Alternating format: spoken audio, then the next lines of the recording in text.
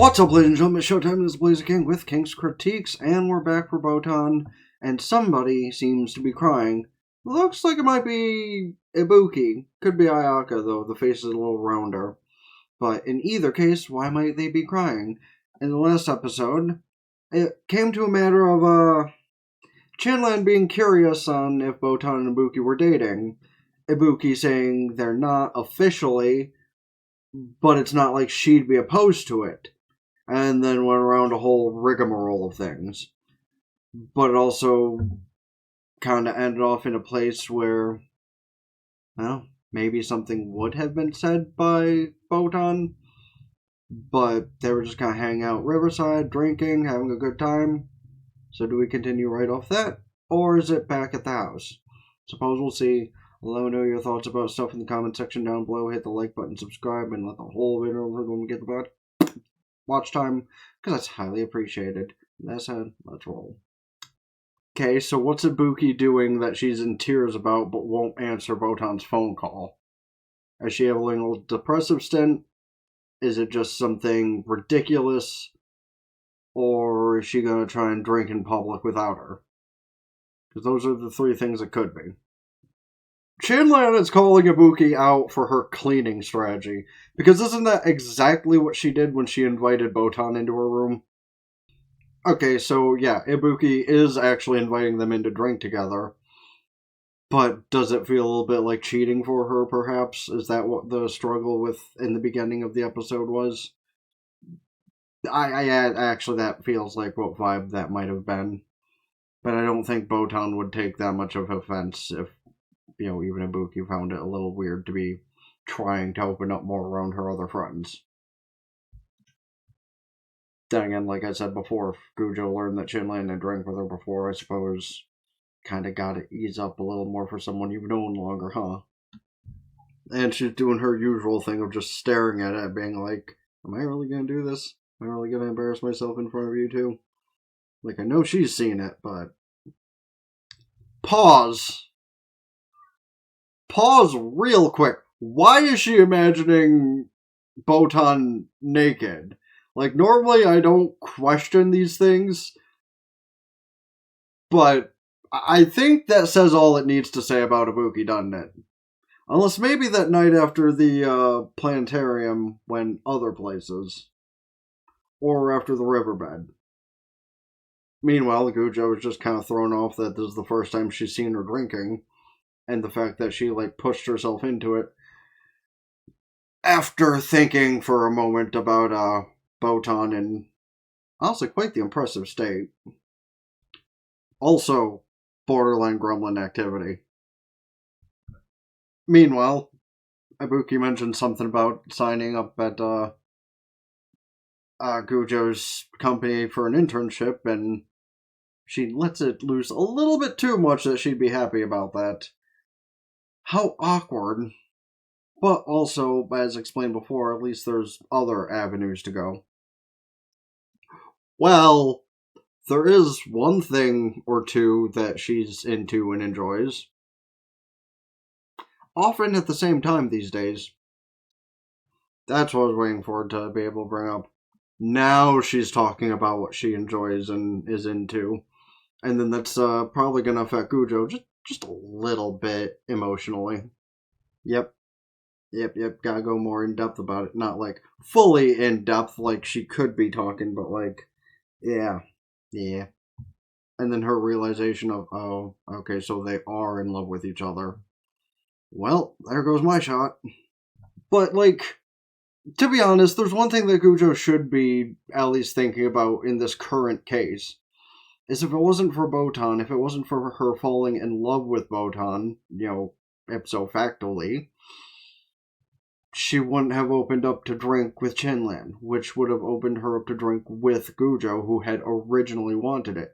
Granted, for the point of, like, being able to share and experience stuff together, but that bridge is long crossed. Kind of sad to think of, but again, I can think that there's at least, like, another path for Gujo to go through. And that other avenue is opening itself up very bright for her to look down. Although, might be a little bit, more nudging from Chin-Lan's side. It's still very sweet to, like, not mind being a rebound, I guess it technically is. Although the word rebound is usually, like, implying that they were dating in the first place, but you know what I mean. Emotional rebound, kinda. But it seems like she's taken a liking to Gujo since arriving as well, so. Okay, honestly, I thought she was about to say something involving getting another place to stay for the night so they could drink. But she's going to more so encourage Botan to drink. And hey, if the alcohol happens to, go to Ibuki another way, it's not like it's that much to influence her system. Meanwhile, Botan's just having this whole internal thought process about what Chin-Lan had said the other day. And, like, yeah, girl, go for it. Make that push that you need to make. Because obviously, you two are a little bit more than friends. Because, I mean, girls that are friends do have a very interesting relationship, at least, like, ages ago they did. Like, they were close at times. Maybe not that close unless they were actually into each other, but, like, nah, they've been on multiple dates, and that is 100% what it's been since probably, like, their fourth hangout together at minimum. Also, case in point of their whole current trip, by the way, normal girls that are friends don't go to a getaway at a cottage together to drink and see the stars. Like, maybe 3 or 4 of them hanging out together and drinking is one thing, but just 2 girls that are friends hanging out to drink, see the stars, and sleep probably in the same bed. Not like, this is a romantic getaway and Botan needs to stop second guessing things. Because, like. So, Botan is looking at the drink menu while Ibuki's being all hyped about the room and the building and the stuff and the things. She really wants to be able to, get in that liquid courage, doesn't she? Because she actually does want to say something more than just, like, a passing flirt. Actually, yes. But that is 100% how that is, and as somebody who already likes alcohol and, likes drinking alcohol with the person they're spending time with currently, especially because this is the ironic part of Ibuki is normally the one who's all gung-ho about getting something to drink, so the shift and change in pace kind of throwing Ibuki off a little bit. Oh, is she going to do it while sober? Or is she going to be like, but I have to wait until I've had a couple? And now we're on these two on their first date, I guess. Are they going to run into the other two? Is that going to be an awkward situation? Yeah, so Chin-Lan tried to bring up Botan. That did not sit well with Gujo. So while this might be, like, kind of a first date for them, she still does not want to hear anything about Botan. Not right now. Understandable based on how things happened before. So, this is why you don't leave certain people in charge of deciding where to go to eat. Shit like this will happen. Which, I mean, is it really a bad place to go to eat? Hang out, date, or otherwise? And a barbecue, a self-serve kind of deal. And honestly, when done right, it's not bad. I wouldn't know, I've never been, because that shit's expensive, I'm pretty sure. Chin-Lan Chang, you did it again! Again, realizing that they're on, like, their 17th date while Gujo's on probably her first, is bringing a tear to her eye. 07 to the brethren, Sistren. Anyway, meanwhile, they're doing the exact same thing. So did she say what she had to say to Ibuki yet? Or did she just, like, mention, I'll tell you after we've had a couple drinks? Because they seem to be just going about things as normal. Well, I don't know Ibuki's current state, but...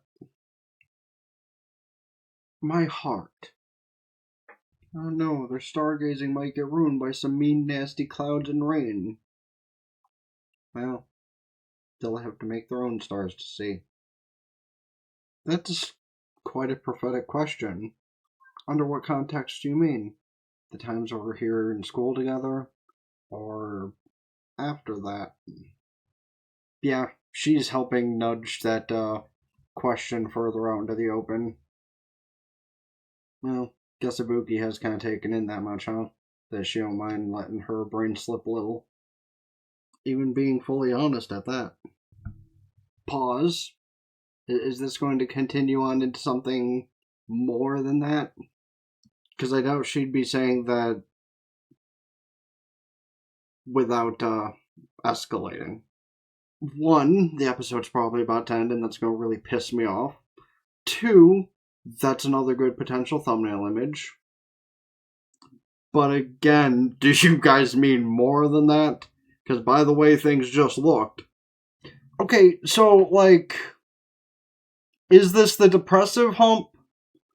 Or did that lead into the point I was trying to make of, you know, kind of like the memes you keep seeing where it's like, this is my ex-girlfriend.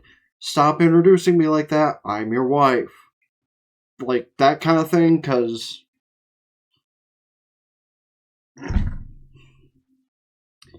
I'm not gonna do a whole bunch of rambling on and catching back up, because this basically was, like, very lighthearted, warming, kind of funny, usual way of things, and then just, like, left off on a confusing point. So I'm gonna get into the next one. You can let me know your thoughts on everything about the episode, show in general, etc., etc., etc. Shows, movies, etc. I should check out this season, next season, or in general. Hit the like button, subscribe to the other channels, ring bells like Facebook, follow Twitter, Blue Sky, TikTok, Patreon, and Twitch.